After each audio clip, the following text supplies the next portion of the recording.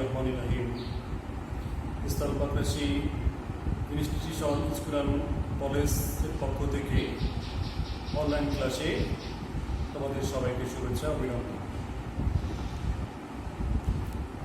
তো সারা বিশ্বে যে করোনার পরিস্থিতি, এই পরিস্থিতিতে প্রত্যক্ষভাবে ক্লাস নেওয়া সম্ভব নয়। সেক্ষেত্রে আমাদের সরকার ঘোষিত যে অনলাইন ক্লাস, সেই অনলাইন ক্লাস আজকে আমি মোহাম্মদ জাহিদুল ইসলাম প্রবাসী বাংলা তোমাদের সামনে একাদশ শ্রেণীর পাঠ্য নিয়ে আলোচনা।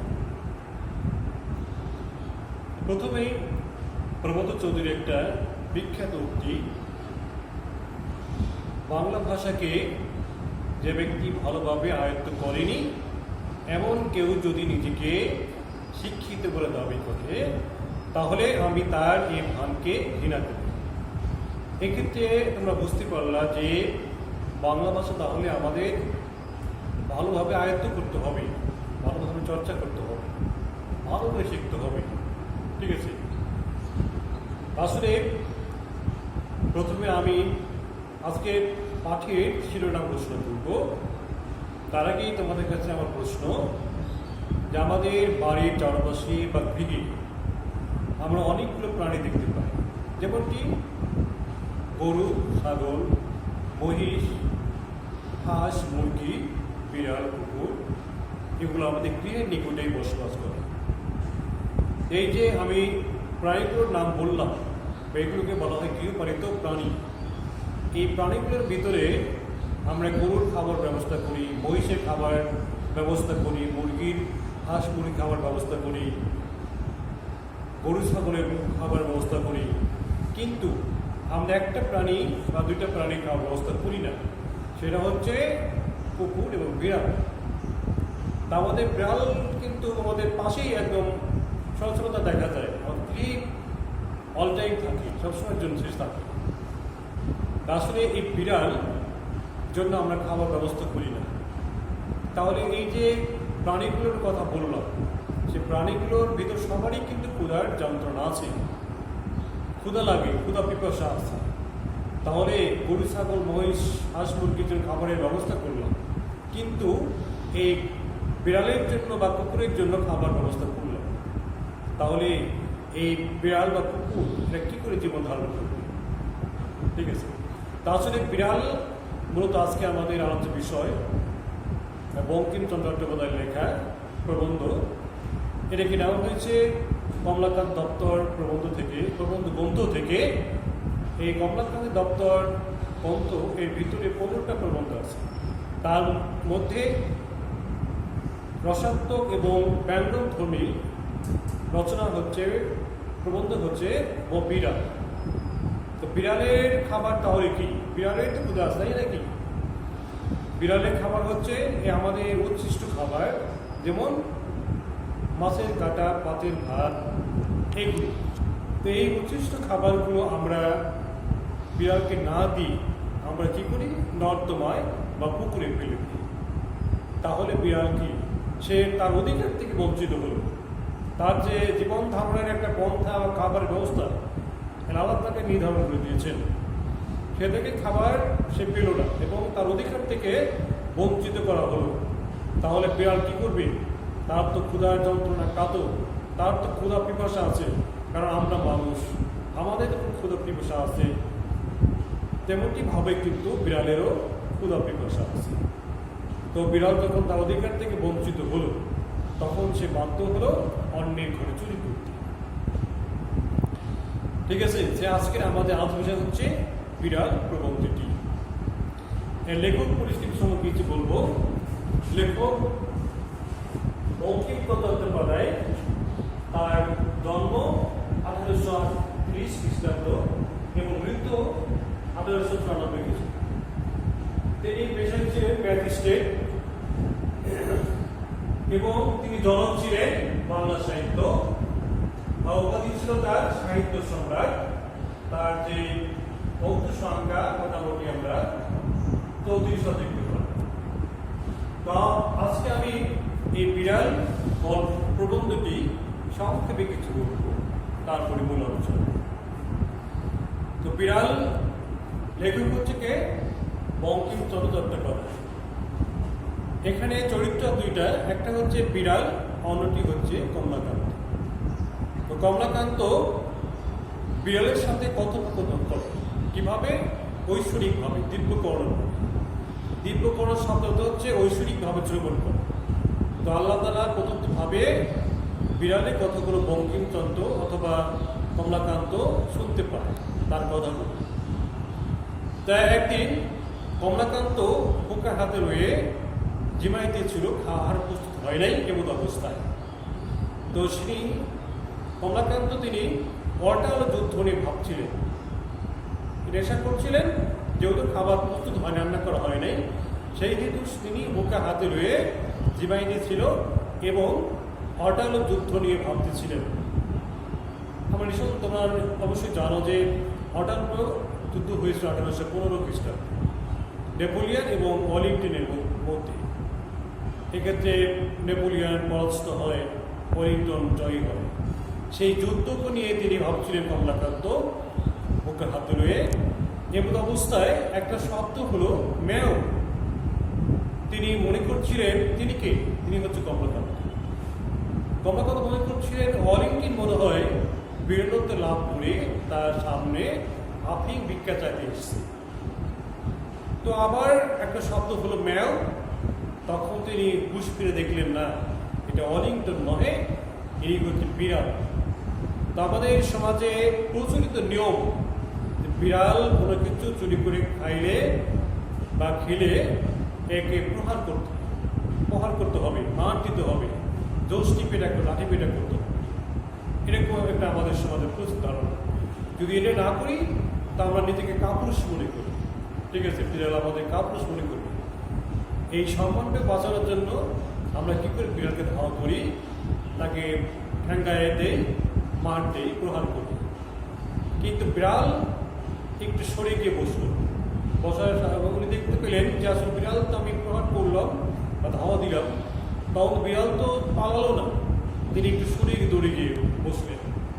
তখন বিড়ালের মধ্যে আর কমলাকান্তের মধ্যে এই যে কথোপকথন, এই কথোপকথনটাই হচ্ছে মূলত বিড়াল। তো বিড়াল দুধ খেয়ে চুরি করে, প্রসন্ন দুধ যে রেখে গিয়েছিল কমলাকান্তের জন্য, সেই দুধটুকু বিড়াল খেয়ে পেয়েছে। এই জন্য কিন্তু কমলাকান্ত তাকে প্রহার করলো বা ধাওয়া করলো। কিন্তু বিড়াল তার কাছাকাছি রয়ে গেল, দূরে পালিয়ে গেল। কারণ এখানে বিড়াল যৌক্তিক কিছু কথা বলবে যে আমরা প্রাণী, তোমরাও প্রাণী, তোমাদের ক্ষুধা পিপাসা আছে, আমাদেরও ক্ষুধা পিপাসা আছে। আমরা না খেয়ে থাকলে আমরা চুরি করি বাধ্য হই, তখন তোমরা আমাদের অধিকার থেকে বঞ্চিত করো। ওই মাছের কাটা পাতের ভাত, উচ্ছিষ্ট খাবার আমাদের না দিয়ে নর্দমা ফেলে দাও, তখন আমরা কী করি? বাধ্য হই তোমাদেরকে চুরি করতে, আমাকে প্রহার করে দেবো, আমাদের তো ক্ষুধা পিপাসা আছে। কারণ একটা উক্তিতে আছে যে পরোপকারী পরম ধর্ম। কারণ আমি তোমার পরোপকার করলাম, তো আমি তোমার ধর্মের সহায়ক, আমার প্রশংসা করে না করে আমাকে কেন প্রহার করতে এসেছো? কারণ আমি তোমার ধর্মের সহায়ক, তোমার পরোপকারী কাজ করে দিলাম। তখন বিড়াল এর কথাগুলো কমলাকান্ত বুঝতে পেরেছিলেন যে আসলে তো লজিক কথা বা যৌক্তিক কিছু কথা, কিন্তু এই বিড়াল চুরি করতে শাস্তিকর দণ্ড আছে। কিন্তু বিড়ালের মূলত যারা বিড়াল কেন চুরি করল, এই চোরের মূলত দায় কে ছিল?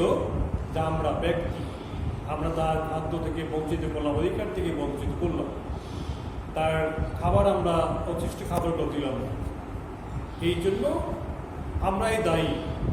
কিন্তু বিড়ালের শাস্তি হলো, এক্ষেত্রে বেশি বিড়ালের দায় ফাঁসি হবে তার চুরি করা দণ্ডে।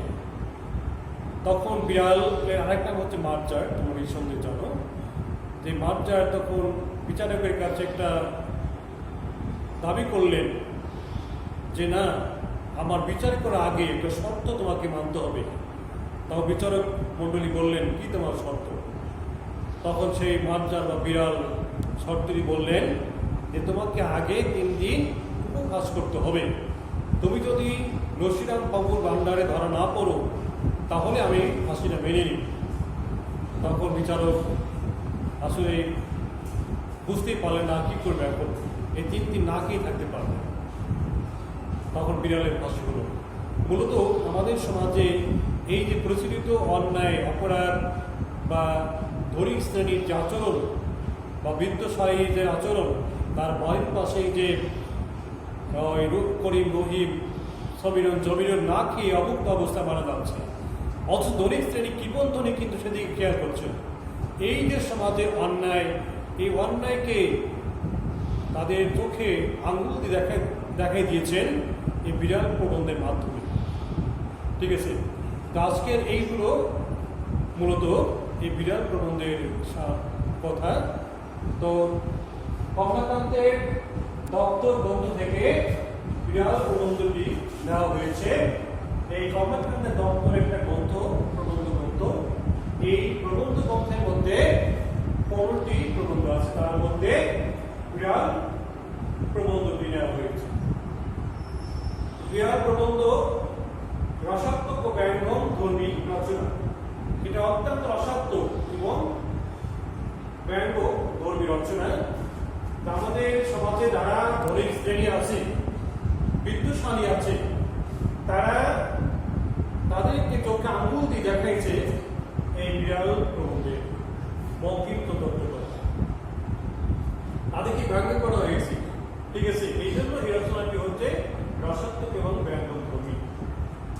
এই বিড়াল প্রবন্ধটি ভিতরে 2টা চরিত্র আছে, একটা হচ্ছে বিড়াল, অনেক হচ্ছে কমলাকান্ত। অটালো যুদ্ধ হয় 1815 খ্রিস্টাব্দ নেপোলিয়নের সাথে ওয়েলিংটনে। এই অটাল যুদ্ধে মূলত কিন্তু কমলাকান্ত ভাবছিলেন, এমত অবস্থায় বিড়াল তার সামনে উপস্থিত হয়েছিলেন। ঠিক আছে, তখন বিড়ালের সাথে যে কথোপকথন হয়, এটি হচ্ছে বিড়াল প্রবন্ধটি। দীর্ঘকর্ণ, দীর্ঘকর্ণ শব্দের অর্থ হচ্ছে ঐশ্বরিকভাবে শ্রবণ করা। যখন আমরা তো বিড়াল, কুকুর, গরু, ছাগল, মহিষ এই ভাষাটা আমরা বুঝতে পারি, আমরা শুনতে পারি।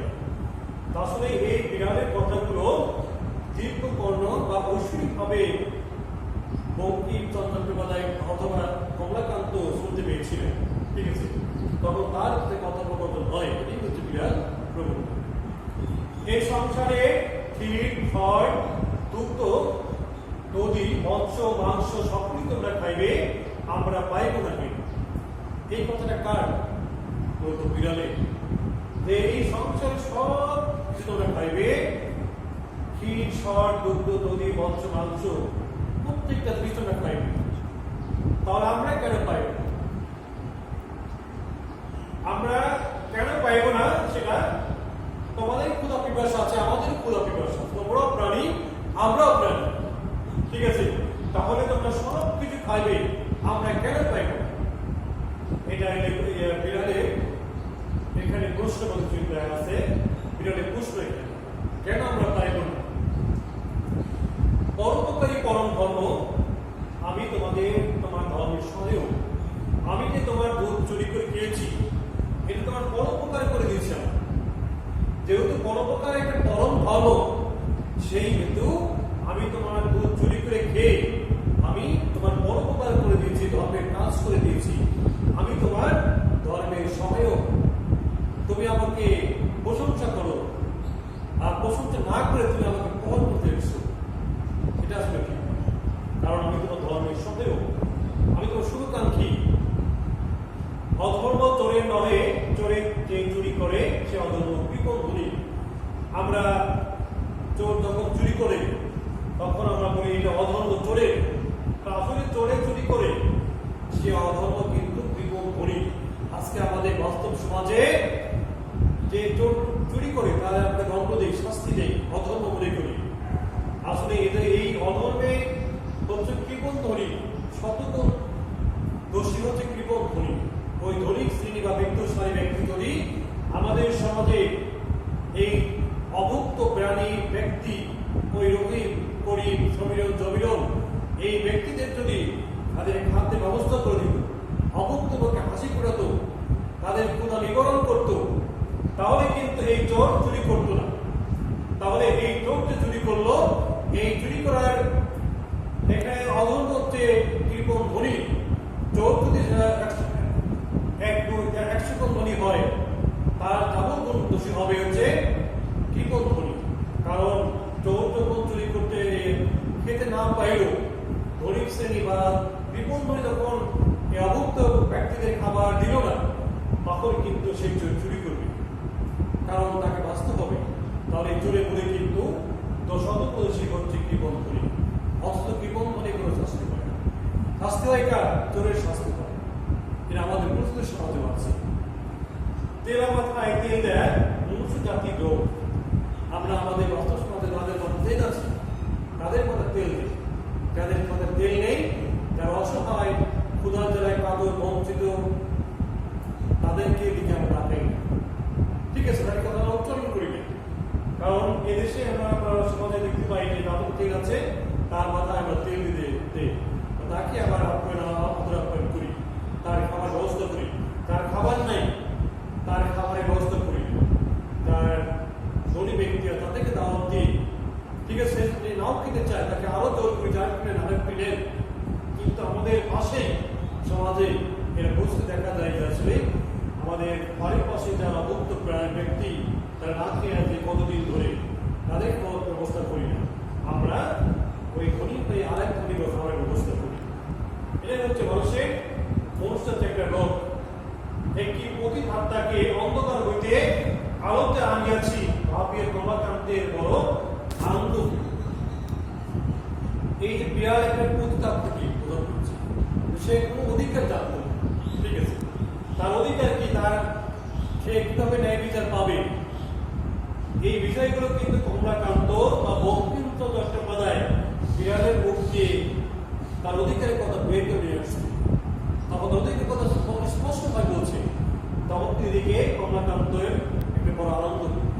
ঠিক আছে, আজকে আমাদের সমাজে যে অধিকার বঞ্চিত মানুষগুলো, অভুক্ত প্রাণীগুলো, ব্যক্তিগুলো, তাদের অধিকার গুলো বুঝতে পারবে, তাদের অধিকারের কথা উচ্চারণ করবে স্পষ্টভাবে। আমরা বেসিকলি দেখি যে আমাদের সমাজে যারা অভুক্ত প্রাণী, দরিদ্র অসহায় মানুষ, তাদের অধিকারটা কি, কিভাবে আদায় করতে হয়, সেটা আসলে তারা জানে। আজকে এই যে বঙ্কিমচন্দ্র চট্টোপাধ্যায় যে প্রবন্ধটি বিরাট, এই প্রবন্ধটি পড়লে কিন্তু আমাদের সমাজে যারা ধনিক শ্রেণী, এদের একটি ব্যঙ্গ করা হয়েছে, এদের বুকে তীর মারা হয়েছে, কলমকে হাতিয়ার বানানো হয়েছে। যদি এটা পড়া হয় বা তোমরা পড়ো, তাহলে কিন্তু সমাজের এই অন্যায় অবিচার অবক্ত প্রাণী প্রথম সদাই হবে। ঠিক আছে, আজকে এই ছিল আজকের আলোচনা। তো সবাইকে ধন্যবাদ। আল্লাহ হাফেজ। আসসালাম।